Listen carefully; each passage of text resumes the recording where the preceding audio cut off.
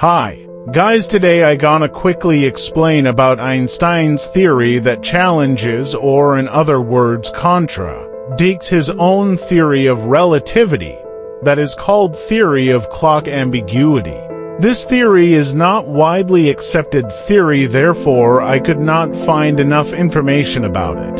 However, I did my best. Otherwise, let's get down to business.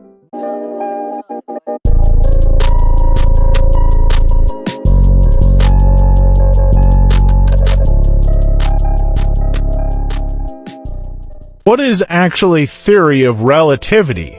I believe that most of you know about it.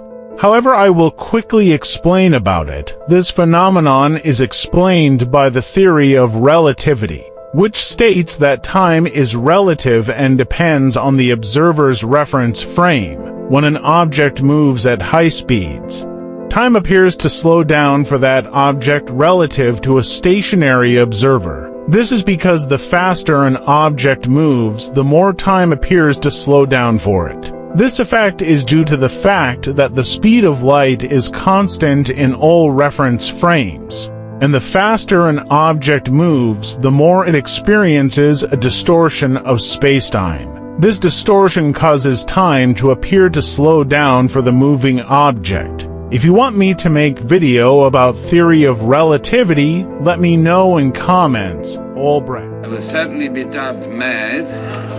Now professor of physics at the University of California at Davis, was trying to understand what was going on in the infant universe when it had existed for only a million-billion-billionth of a second to get a handle on what was happening. He needed a clock or something that could serve as some regularly occurring phenomenon, like water dripping from a faucet, the swinging of a pendulum, or the oscillations of a quartz crystal. Albrecht was not doing a real experiment, of course. It would take a collider 1,200 light-years around to reproduce the conditions of these first moments of creation, rather. What he was attempting was an extrapolation of what my students and I do when we calculate the motion of a star. We plug time into the equation and let the forces acting on the star unfold in whatever way the laws of physics say they should.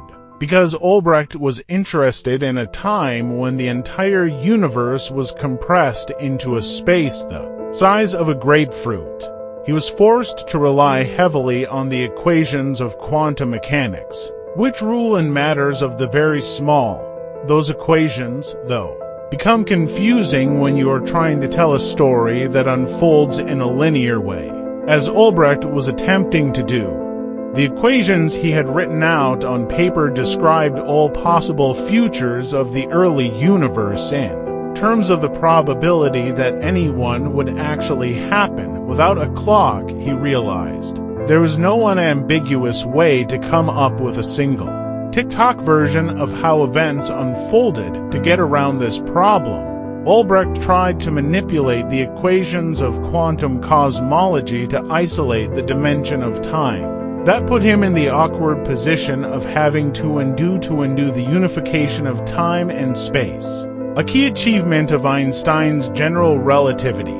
Peeling time from the equations appeared to make everything else unwind, and Albrecht found his model falling apart in his hands each time he tried to jury-rig a clock. The equations led him to a completely different kind of universe. In one universe, protons did not exist. In others, an action on one particle would have weird effects on neighboring particles. For instance, dropping a marble on the floor might cause an explosion on the scale of a supernova. I called it the clock ambiguity. Albrecht says, basically, different choices of a clock lead to different kinds of physics. I got entirely different kinds of universes depending on the clock I chose. This is not what Albrecht was expecting or hoping for. He had expected quantum cosmology to tell him exactly why the universe we live in looks the way it does.